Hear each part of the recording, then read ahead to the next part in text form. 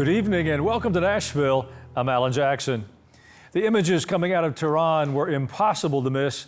Hundreds of thousands of people lined the streets as Iran buried its longtime supreme leader, Ayatollah Ali Khamenei. State television broadcast scenes of grieving crowds, military commanders, mullahs, and representatives from Iranian-backed terror groups, Hezbollah, Hamas, and the Houthis.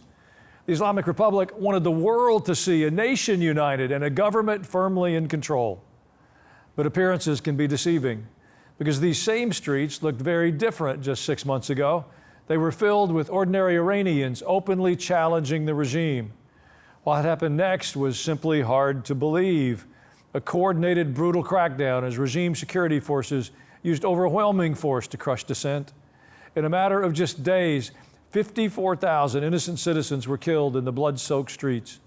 Reports emerged of doctors being threatened for treating the wounded. Hospitals and morgues were monitored by security forces. Even in death, the regime intimidated grieving families. The flow of information to the outside world was cut off when internet access was disrupted. Sadly, much of the world's attention moved on before the full scope of the crackdown could be understood.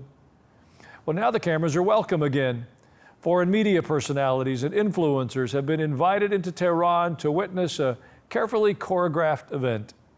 Why was the world invited to watch the funeral, but not invited to witness what happened when innocent Iranians filled these same streets asking for change? Well, every few years, the world begins asking whether this is finally the moment when lasting peace with the Islamic regime is within reach. But before we ask whether Iran is willing to make peace with nations, perhaps we should ask what its treatment of its own people reveals about the character of the regime itself. 47 years ago, Iran had a revolution. It replaced a U.S. allied monarchy with an anti-American, anti-Semitic Islamic regime. And before the Islamic Revolution, Iran was a modern, thriving society. Its cities were vibrant. It was a hub of art, education, and open commerce. The Islamic Revolution shattered that reality. Evil leaders replaced liberty with repression and silencing dissent. Yet even now, with all the pressure that the U.S. and Israel put on Iran, with wave after wave of devastating attacks this year, the Islamic regime in Iran is still plotting, still actively targeting innocent people. The uncomfortable reality for the people that want to allow the Islamic regime to stay in power is that Iran's leaders, they don't want to stop killing. Perhaps these pseudo-intellectuals are seduced by the notion of peaceful Islam, while completely ignoring the authoritarian, dictatorial, brutal violence taking place against its own citizens. Evil under the guise of Islam is hunting people in the earth these days. It's hunting even their own people, their own sons and daughters. I know we don't like to talk about it. People say, well, you shouldn't say that, it's political. It's not political, we're just describing reality that we all observe. Peace-loving nations must remove the opportunity to kill from them. I believe one of the reasons that the conflict in Iran stays seemingly unresolved is that there's a group of believers there that are praying. I believe God's intent is to bring freedom to those people. I don't know how that'll happen, but I do pray that they'll have the freedom in the streets of Tehran and the other cities in that nation to talk about Jesus without fear of reprisal. That would be a miracle in the Middle East among the Muslim nations. It would be an anomaly amongst the Muslim nations. But our God specializes in miracles and anomalies. Empires rise and fall, and the social context changes. But the Church of Jesus Christ continues forward. Think of the empires that have come and gone while the Church has continued forward throughout the earth. Roman emperors sometimes illuminated their garden parties with Christians dipped in tar and then set afire. Hitler's Third Reich executed Dietrich Bonhoeffer, a German pastor, just 2 years after his book, The Cost of Discipleship, was printed. Today, house churches in Iran, they meet in secret, and reports are that they're growing rapidly. There's something humbling about that scenario. Through unthinkable hardship and harsh opposition, God continues to move. The message of redemption through Jesus Christ is shared and believed, whether on a riverbank or in a house, a prison cell, or a beautiful building, and the church continues to gain strength. Every believer in Jesus of Nazareth carries the same assignment. It doesn't matter about our generation or our context. Let's be known as a person who faithfully lived for God, and let's ask Him to show us what that means in our day-to-day life. If we'll do that, I assure you there's more reason for hope than despair. Well, in a moment, someone who has spent years studying the Iranian regime, its ideology, and its long-term ambitions. Behnam Ben Taleblu is the senior fellow at the Foundation for the Defense of Democracy, and he joins us next. I'll be right back.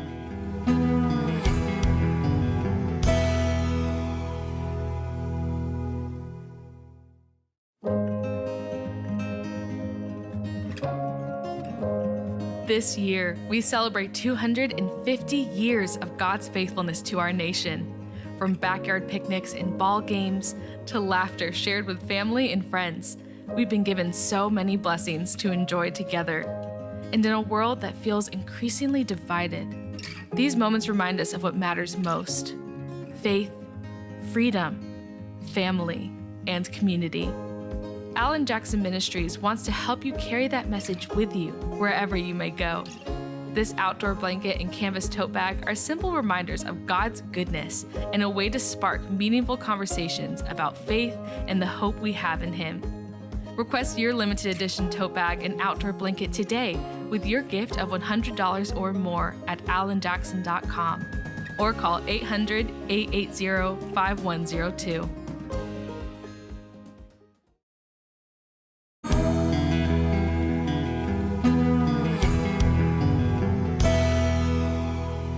Tonight, we're joined by the senior fellow with the Foundation for the Defense of Democracies, Behnam Ben Taleblu. Welcome to the show, Behnam.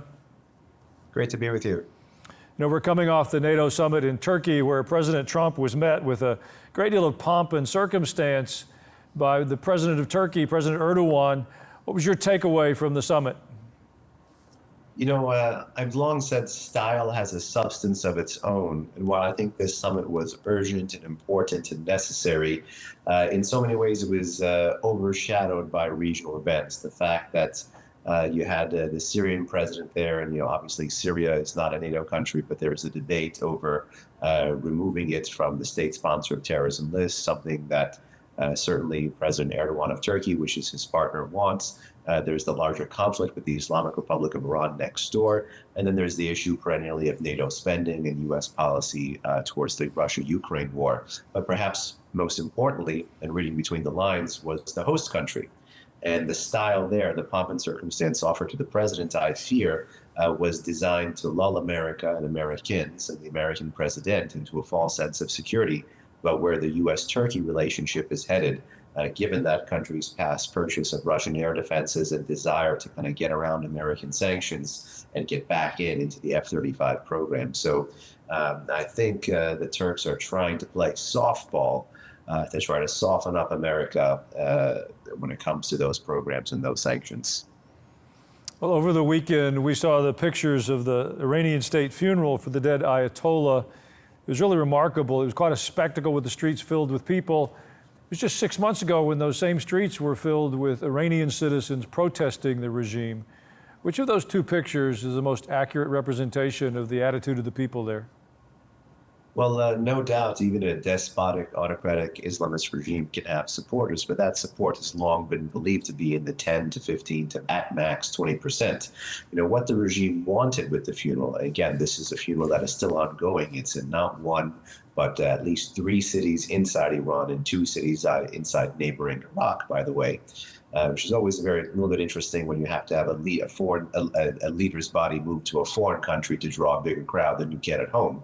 That tells you a lot about the leader's lack of popularity and the regime's lack of popularity. But this is a regime that waited 126 days, where in Islam, just like in Judaism, you have to bury the body right after.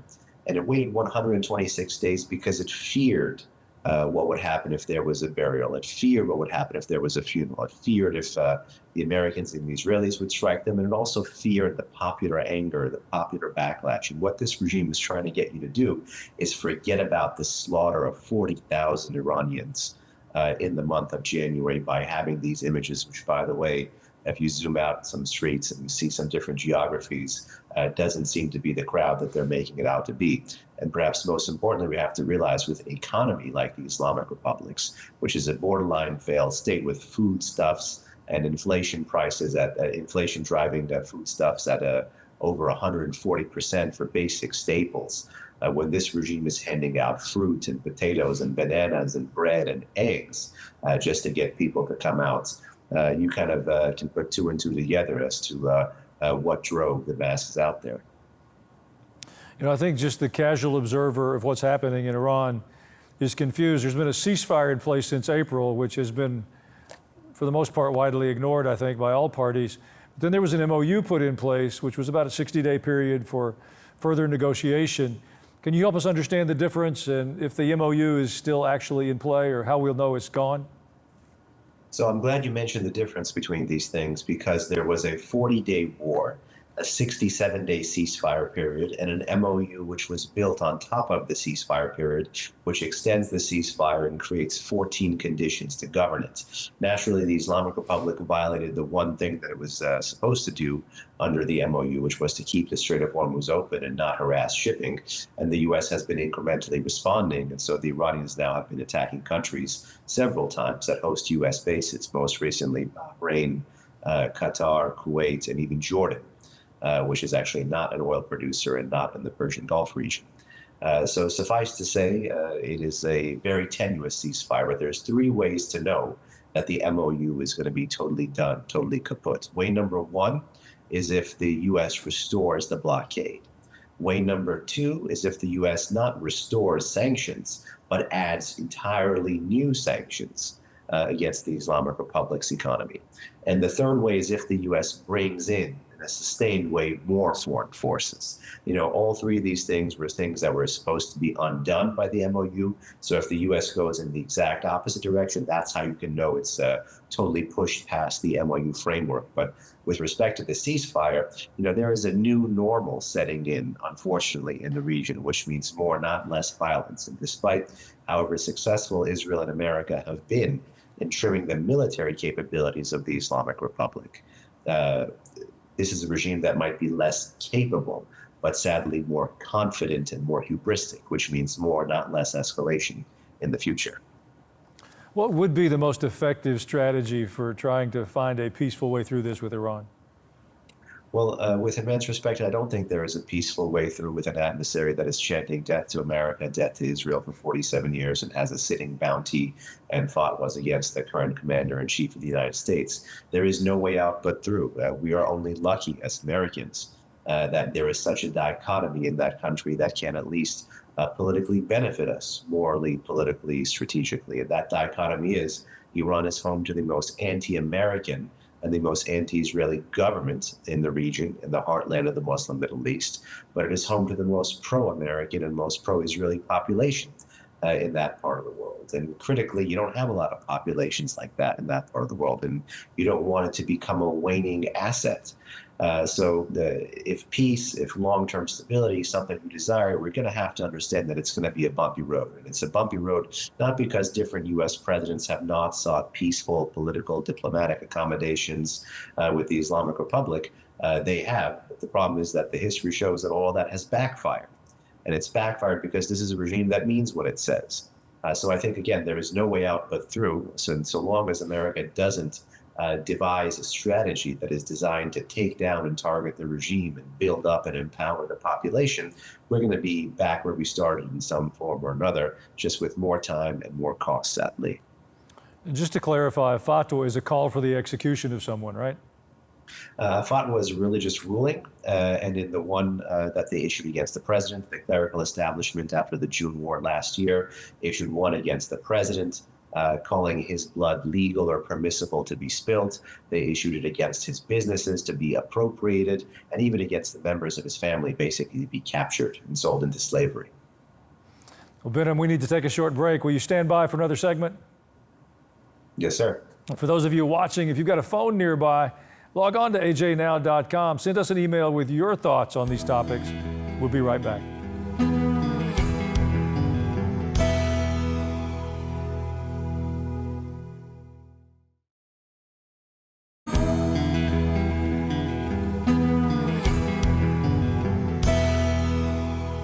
We're back now with Behnam Ben Taleblu. He's from the Foundation for the Defense of Democracies. Behnam, it seems that many have the opinion that negotiating with Iran is just an exercise in futility. you have an opinion? I fear at this point it is. That doesn't mean that the diplomatic option is not an option that the U.S. won't be pursuing in the short term. But ultimately, I think that there is no diplomatic off-ramp to this crisis. There's ways to deconflict, but there is no larger deal to be had where the juice is worth the squeeze. On the nuclear front, the U.S. has achieved more practically militarily than it did with about 2 decades of diplomacy and sanctions. And the same, unfortunately, could be said with the other threats as you go down the list. We hear repeatedly about how the Iranian military ability has been diminished. Do you have any sense of what capabilities they truly do have left at this point? You use the D word, and there's critical other D words for our audience to know. There's diminished, there's degraded, there's destroyed. And there are certain capabilities that they have that are more akin to being handicapped, less akin to being taken off the table completely. For example, the conventional Navy seems to have been taken off the table completely. But with respect to the smaller, fast attack craft, the Islamic Revolutionary Guard Corps Navy that has anti-ship cruise missiles, anti-ship ballistic missiles, drones, and these smaller suicide boats and unmanned underwater vehicles, elements of that threat unfortunately still persist. The same with respect to its domestic ballistic missile arsenal.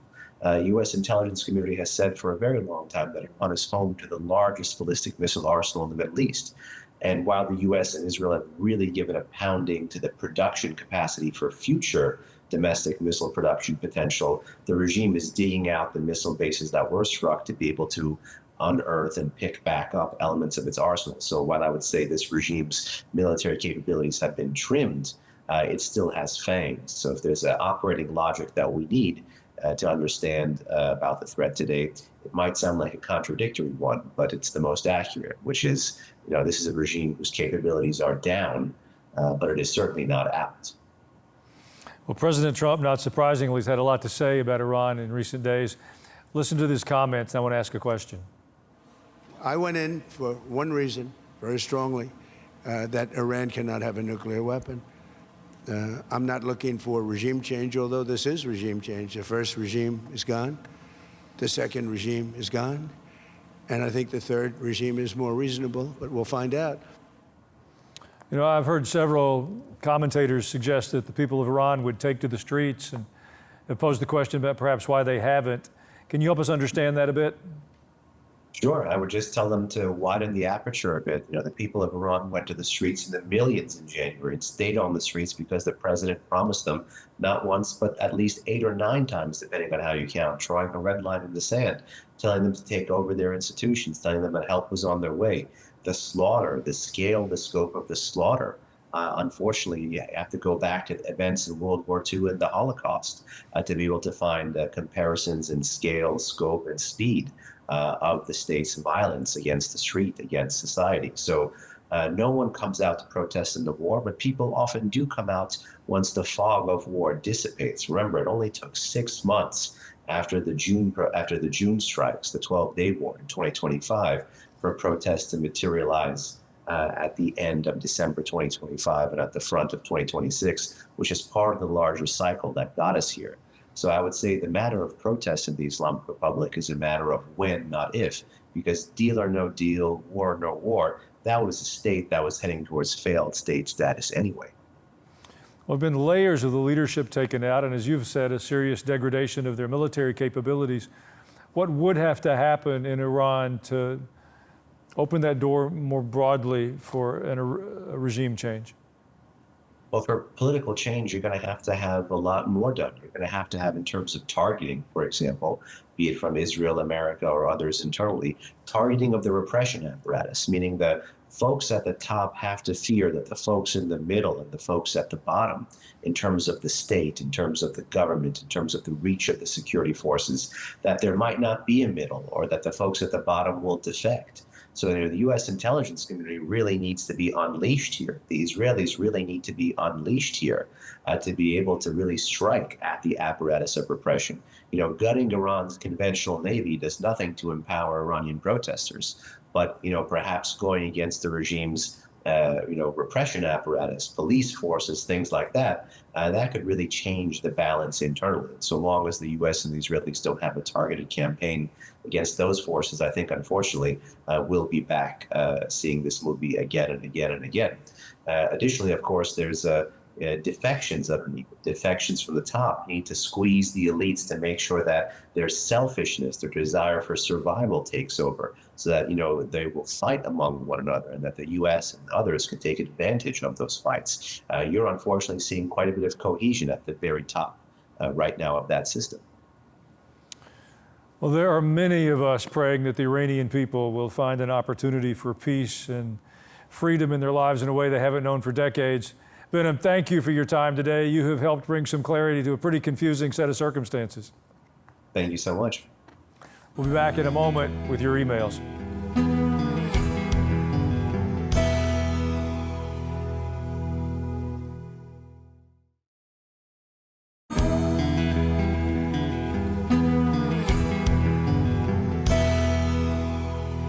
Thank you for spending a few moments of your day with us. Just a reminder, if you ever miss a live broadcast, you can always go to ajnow.com. There's a full archive there of all the programs. You can watch them at your leisure. They're easy to share with a friend. Thanks for your emails. Sandy L. from Tennessee wrote, Pastor, the percentage of Christians who do not exercise the civil privilege of voting astounds me. It's a gift of God we've taken for granted. Shame on those Christians who are too lazy to vote. This brought about discouragement and complacency, and our children have borne the brunt of this. Sandy, I agree. And just a gentle reminder to everybody, unless Jesus is on the ballot, our voting choices are always a less than perfect choice. Participate in the process anyway. Alan G. in Texas, and you spell your name right, Alan. Good for you. Greetings, Pastor Alan. Thanks to Doge and honest outlets like yours, we've heard a lot about waste, fraud, and abuse. A word that is seemingly avoided in these discussions is graft. Wouldn't another federal acronym fit? Government officials ripping off America for trillions. It fits. We need to pray that our elected officials will lead by example and be above reproach, both ethically and morally. Then we can make America godly again. Well, Alan, I like your ideas. If the idea of Doge and fraud is not clear to you, ask Rabbi Google to help you and look up the synonyms for fraud. You'll find a list of words that are not nearly as friendly. Stealing, theft, it's just wrong. And then Nina from Texas, I just want to say thank you for sharing your thoughts and truth about what's going on in our country. Also, I watch your sermons every week, as my husband does as well.